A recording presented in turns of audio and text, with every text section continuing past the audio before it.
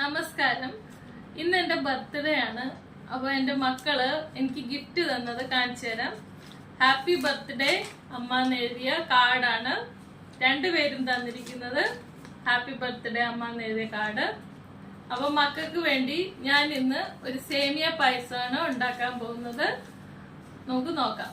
സേമിയ പായസത്തിന് നമുക്ക് ആദ്യമായിട്ട് 2 സ്പൂൺ നെയ്യ് ചൂടാക്കാം. അതിലേക്ക് നമുക്ക് കുറച്ച് അണ്ടിപ്പരിപ്പും കിസ്മിസും കൂടെ വഴറ്റിയെടുക്കാം.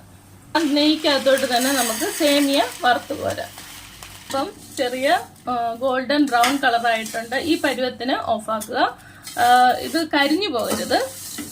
ഞാൻ ഇവിടെ 2 കപ്പ് സേമിയാണ് എടുത്തിരിക്കുന്നത്. അതിലേക്ക് നമുക്കൊരു 2 കവറ് പാല് ചേർക്കാം.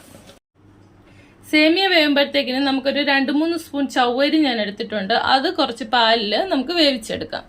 സേമിയ പകുതി വേവാകുമ്പോഴത്തേക്കിന് നമുക്കതിൽ ആവശ്യത്തിന് പഞ്ചസാര ചേർക്കാം. ഞാനിവിടെ ഒരു 1/2 കപ്പ് പഞ്ചസാരയാണ് എടുക്കുന്നത്. ഇവിടെ ചവ്വരി നന്നായിട്ട് വെന്ത് വന്നിട്ടുണ്ട്. നല്ല പളുങ്കുമണി പോലെ കാണാൻ പറ്റും. അതാണ് പരുവം. അപ്പോൾ ഓഫാക്കാം.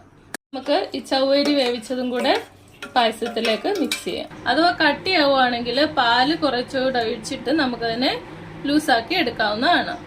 ഇതിലേക്ക് നമുക്ക് വറുത്ത് വെച്ചിരിക്കുന്ന അണ്ടിപ്പരിപ്പും മുന്തിരിങ്ങയും ചേർക്കാം. പൊടിച്ചതും കൂടെ അതിൽ മിക്സ് ചെയ്യുക.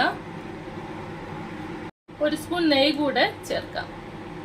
നമ്മുടെ രുചികരമായ സേമിയ പായസം തയ്യാർ.